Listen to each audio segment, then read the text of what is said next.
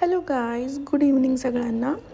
तर आज आम्ही तुळशीचं लग्न करणार होतो, तर त्यासाठी सुरुवात झालेली होती. ऑलमोस्ट आम्ही अंगण वगैरे सगळं धुवून घेतलं.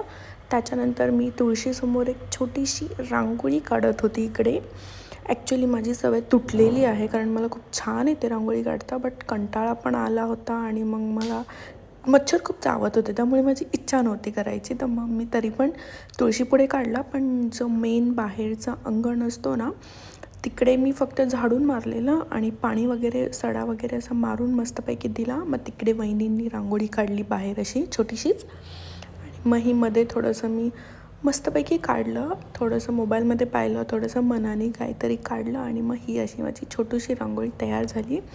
तुळशीला असं थोडंसं मी सजवलं होतं, हार माळा वगैरे लावून.